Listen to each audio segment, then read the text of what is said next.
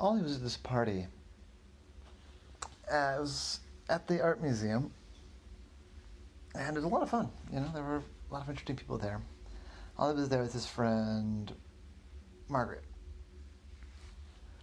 Margaret was. Margaret had been working on the exhibition that the party was an opening party for.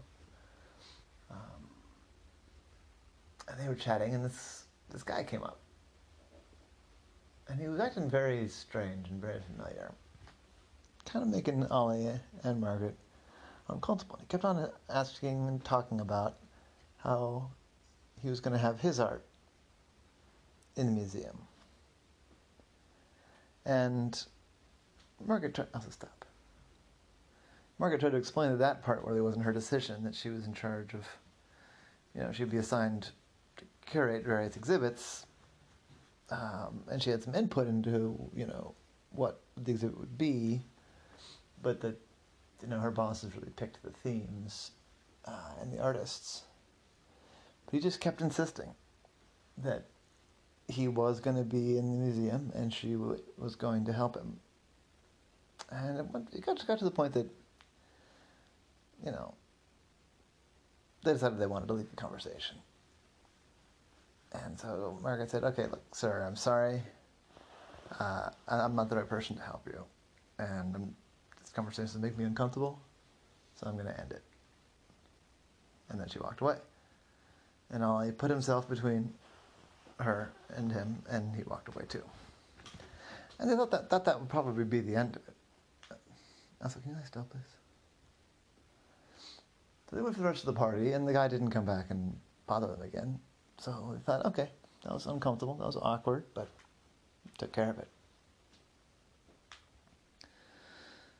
Then the next day, the lady was out, Margaret, she was out for lunch with a friend. And the guy showed up again. He said, "I just want to talk to you about this idea about what we need to do to get my stuff into the museum." She said, "Sir, no, we're not talking about that here. And as we said before, I'm not the person you need to talk to, and you need to go."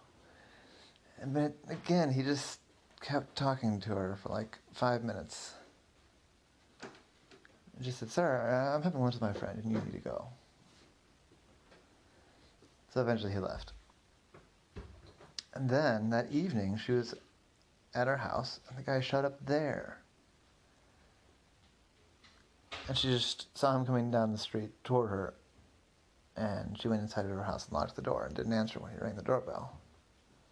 This was getting weird. This was getting uncomfortable. So she called Ollie. Said, "Ollie, look, you remember that guy, that weird guy that was kept on insisting that he was going to be in the museum?" I said, yeah, that was weird. Well, he's been stalking me. He showed up when I was having lunch. He showed up at my house. I'm really getting uncomfortable, Ollie. I'd like to hire you to figure out who he is and figure out how I can make him go away. I said, sure, I'll happily take that case. In fact, I'll give you, half off my usual rate. He said, no, I want to pay your full rate. You're my friend, but you're also a professional, and I can afford it. Don't worry about it. I said, okay, if you're sure.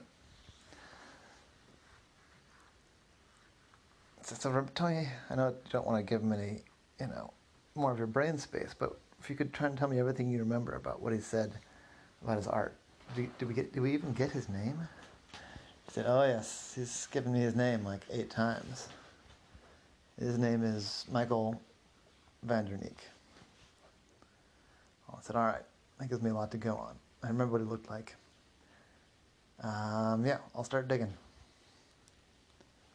He said, what should I do in the meantime if he shows up again? I said, well, it sounds like you probably will, but just keep on doing what you've been doing. Don't give him the time of day. Go inside, lock the doors.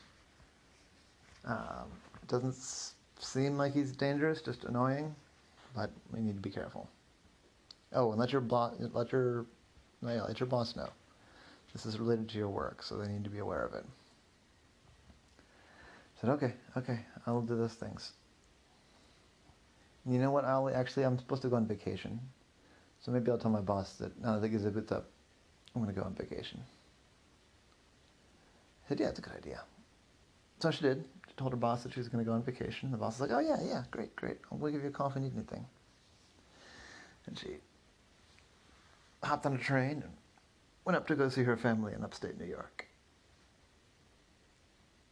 And that's when things really got out of hand. So about a day after she left, Ollie had been looking into this guy. And he was an artist. And there wasn't a whole lot of information about him available. Ollie got a call. It was Margaret. I said, Ollie, he's here. I said, no. He's up here in New York. I said, like, at your family's place? He said, no, not at my family's place yet, but we were in town having dinner. And he just showed up and sat down at my table. Like, my brother got up to go use the restroom, and this guy, he came and he sat down in my brother's chair and started talking about me about his art again. I mean, my dad kicked him right out, and my mom too, but he's followed me up here. I don't know how. I said, that's weird. Okay. This is getting out of hand. He said, oh my gosh, Ollie, I said he wasn't in my house, but he's here now. This guy's really freaking me out. I'm gonna head home. I'm gonna come back to Baltimore. Leave this loser here in New York. And then, yeah, we need to settle this quick, Ollie. I was gonna stay till tomorrow, but I'm gonna have my dad drop me off at the train station tonight. And, yeah, we'll just make sure he doesn't follow me. So that's what she did. On the train, though, she got worried that maybe he followed her anyway. So she decided to do something impulsive. And she hadn't packed very much. She didn't, like, have a bag checked or anything. So she got off the train in, in Wilmington. And she watched and made sure she was the only person that got off the train in Wilmington. It wasn't a very popular train. As the train pulled away, she said, okay, I know. Nobody knows I'm here. I'm going to call Ollie. I'm going to call my dad. I'm not going to call anybody else. My work isn't expecting me for another 2 days. I'm just going to relax here. Wilmington's a fine town, I guess. And so she did. And she found a hotel. And then, to her horror, in the morning, the car pulled up, and out of the car got the guy. So she said, to heck with it. This guy's stalking me. And he's stalking me because of work stuff. I'm taking a taxi all the way home, and I'm charging it to work. I don't care if it costs $200. So she hopped in a taxi and drove all the way back to Baltimore. And she called Ollie on the way and said, Ollie, you got to meet me somewhere. I need to hire you as a bodyguard, I guess. I don't know. This guy is really freaking me out. I said, yeah, and how is he? When did you figure out how he's following you? I said, yeah, come straight to my apartment, and we'll get it figured out. We'll get rid of this creepo. So, it takes, I don't know, an hour and a half, 2 hours to go between Baltimore and Wilmington. So, in about that much time, Ollie's door buzzed. I said, hello? I said, it's Margaret. I said, all right, come on up. He buzzed her in. She came in and said, Ollie, I'm exhausted. This has never happened to me before. I said, it shouldn't happen to anybody. I'm sorry it's happening to you, Margaret. For one thing, you can stay here for as long as you like. My place is pretty secure. I've got the couch. It's not that great, but, I sleep in an aquarium. Otherwise, I'd offer you my bed. She said, well, I don't want to sleep in an aquarium. So, I don't know. I'll think about it. Thank you. I said, well, sit down, have a glass of wine. Let's think about this. you carry that handbag around just about everywhere, don't you? She said, yes, this, oh yeah, I'm not that fancy. Some girls have like 8, 10 handbags. I've just got one. And I do have a clutch that I use sometimes at really fancy events, but no, this is my bag, for sure. She said, no, everything else, you see, you had 2 or 3 changes of clothes up at your parents' house, right? I said, yeah. And you didn't, did you change clothes in Wilmington? I said, no, I didn't. What are you getting at, Ollie? So I'm just trying to figure something out. I'm trying to figure out how this guy is following you. It's too quick. It takes me longer than that to track down where somebody went. And there's no way this guy is better and faster than me. So let me see your purse, if you don't mind. Margaret said, okay, sure, yeah, there's nothing scandalous in there. So I started looking through the purse. I said, do you mind if I pour it out here on the table? I said, no, go right ahead. Nothing breakable in there. So all I poured out is a wooden table, anyway. He poured it out. I said, all right, let's see. Is anything here out of the ordinary? She looked through and said, let's see here. Okay, so I got my lip gloss, sure, my keys, my wallet, my phone, a pen, looks like some gum, I guess that's normal. Oh, there's that button from the campaign, that's cool. Wait a second, what is that? I said, what is what? That black box. I said, oh. And I picked up the black box. And it was about 1 inch by 4 inches by like half an inch thick. So not huge, but not tiny. There's a little black box with a very small LED on the top, or some sort of little indicator, some sort of thing on the top. You're good, nice still. You too.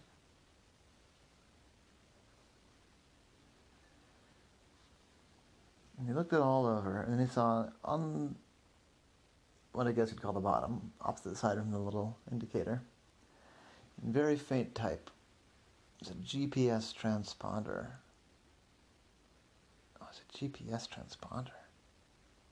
Margaret, do you know that you're carrying around a GPS device? Margaret said, no, I don't carry a GPS device. I mean, my phone, I guess, has one, but what do you... Are you saying there's a tracking device in my purse? Oh, I said, yeah, I think so. I think this Michael Vanderneek, I think he slipped a GPS tracker into your purse and he's been following you with that. She said, no, that's real creepy. Oh, I said, yeah, it's creepy. And that also crosses the line to assault. Nothing else he's done till now has. I said, she said, oh, that's disheartening. So now I've been assaulted? I said, well, that's one way to think about it. But the other way to think about it is, if it really is his, then you can have him arrested now. She said, so how are we going to prove that it's his? I said, well, I've got a suspicion. And he looked outside, and sure enough, pacing around the block was the same guy again. I said, yeah, he's here. He's definitely following you with this GPS. She grabbed it and says, I'm going to break it in half. And I said, no, hold on, wait, don't do it. I said, why? I don't want this thing tracking me.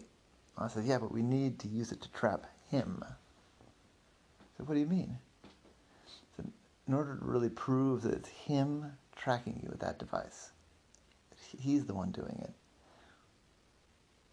we need to trap him. We need to trick him. And we need to get the police involved. I said, who? I don't know. The police? I said, yeah, I know what you're thinking. But I know a detective that really doesn't tolerate men being creepy toward women. So we're going to get her. And I have her number, and I think she'll nail this guy to the wall. She said, and Margaret said, okay, if you're sure. I said, let me give her a call. So he called up and said, hey, Carrie. Yeah, what's going on, Ollie? I got a real creep here for you. I said, okay, what is going on? Well, this friend of mine, this guy's been stalking her. He's slipped a GPS tracker into her purse, and he's been following her across state lines. Like, he followed her to New York, and then followed her to Delaware. Okay, I said, oh, gosh, what a creep.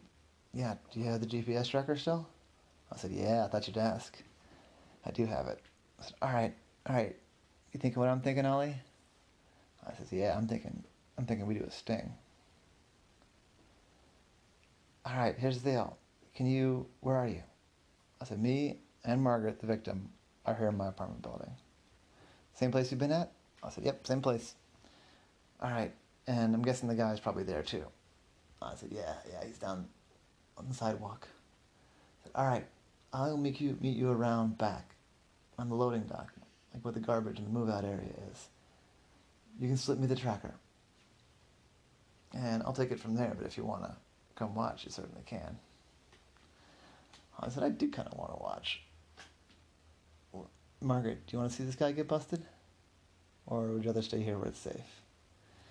Margaret said, honestly, I'd rather stay here where it's safe. If you can just lock the door behind you. I got overheard what you guys are going to do, and it sounds really cool, but I don't want to be there. I just want you to call me and tell me this dude's in a squad car heading downtown. Well, I said, all right. So, when Carrie got there, she rang Ollie. I said, all right, Ollie, I'm here, come on down. And Ollie slipped down. Now, most humans wouldn't take this route, but Ollie slid down the garbage chute to get there really fast. So we went sliding down. He thought to himself, every once in a while I've run into some actual garbage on this chute, but I'll be fine. And today he got lucky. No garbage. He landed in the trash room, climbed his way out, went around to the loading dock, had the tracker in hand the whole time. And there was Carrie waiting on that side of the loading dock. I said, all right, hi, Ollie, good to see you. Thanks for calling me in. I love this kind of cases. I said, I know. All right, you need to go far enough away that he's going to notice the GPS signal. All right, come on, I came on my bike. I said, oh, great, perfect.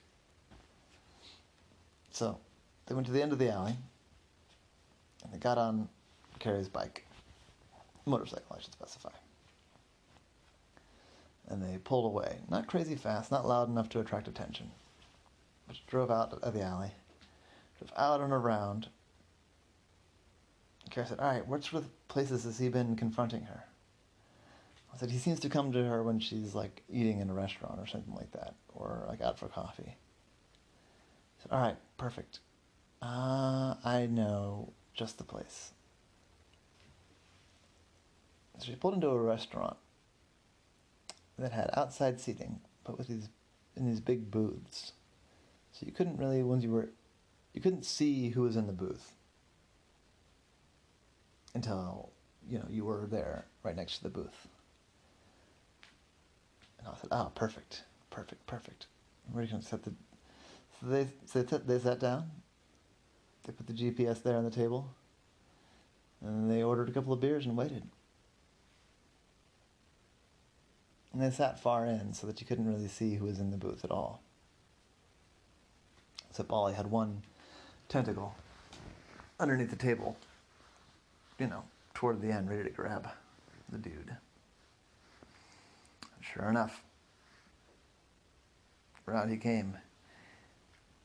Just appeared by the side of the table, just turned the corner, and there he was, and said, hey, so I wanted to talk to you about my art. Oh. You're not Margaret. And Carrie said, no, I'm not, but you, and she held up the GPS, are under arrest for assault. And he started to run, but Ollie caught his leg with his tentacle, and down he went, wham, on the pavement. And Carrie put the cuffs on him, put him in the, she called a squad car, She was on the motorcycle. She called another person with a squad car.